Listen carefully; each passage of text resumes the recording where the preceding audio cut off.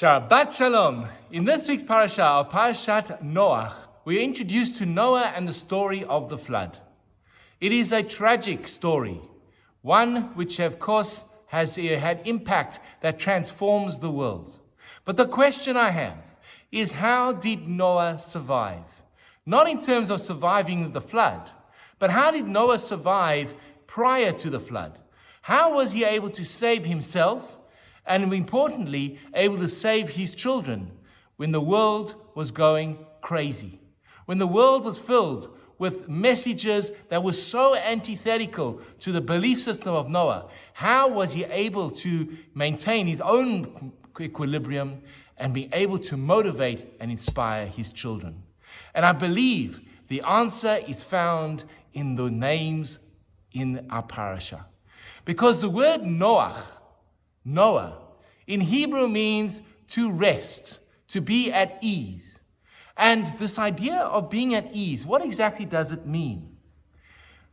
To be at ease and to be comfortable with yourself was the character trait that allowed Noah to survive the onslaught of the negativity, of the messaging, of the antithetical and heretical messaging that he was exposed to every single day.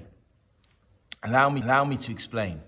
Noah was the man of God in a world that believed in paganism, in a world that believed in every sort of humanistic, orgiastic enjoyment and pleasure. Noah maintained his equilibrium. How did he do it? Very simply, he was Noach within himself. He was comfortable with who he was. He had a connection with God. He had a connection to his faith, that was his rock. And no matter how many barbs were thrown at him, he was able to maintain his level of commitment to his God, no matter what. And that is a powerful message. Because too often we hear a message, we hear an idea, and immediately we start swaying towards that idea. And when there's a problem, when there's confrontation, we immediately pull back and side with and are silent in the face of. What made Noah incredible was that no matter what the people were saying, he said, that is not who I am, and this is not who my family is. And ultimately, he was able to succeed. Noah, being at ease and at peace with who he was. But how was he able to maintain that enthusiasm or connection in himself and within his children? And I believe that the Torah is giving us a hint by the names of the three boys, Shem, Ham, and Yefet. The word in English, Shem, Ham, and Yefet, don't mean much. But in Hebrew, the words have incredible meanings. Shem, from the word name. Ham means warm. And Yefet, from the word Yafeh, beauty. Shem. Noah was able to articulate what things were. He named things. When he was questioned, he was able to articulate exactly what his belief system was. In my system, why do you believe in God? Why do you keep Shabbat? Why do you keep kosher? There was an address and there was an answer. Shem, he was able to articulate the answers that were required. Ham, he was warm. He had warmth. When you walked into his house, when you were in his presence, when you experienced the Noachide lifestyle, you were warmed by it.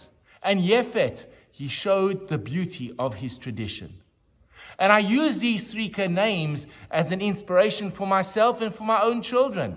Shem, when my children have a question, I'm there to answer them as best as I can. Ham, show them the warmth and the love of the warmth of Judaism. And Yefet, show them the beauty of Judaism. And that is what able to give him, Noach and his children, the Noach that they required. No matter what they're being bombarded with from the outside, they were able to keep their equilibrium on the inside.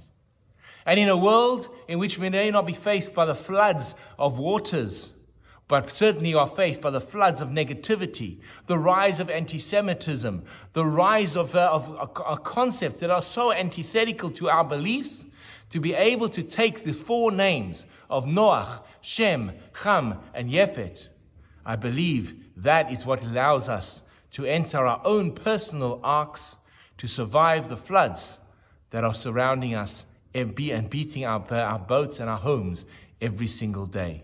So use the names of Noach, Shem, Ham, and Yefet in your own life, for your own children. And please God, you'll be able to, as Noah in the past, ride out the storms and waters that are affecting us today. Shabbat Shalom. Hi, this is Rabbi Lewin. If you've enjoyed the content of the sermons and the ideas that have been expressed in the YouTube video, please hit that first subscription button and notification bell and share the videos with friends. We'd love to grow the channel and love to engage with you. Please share your comments in the section below. I'd love to hear from you. Have an amazing day.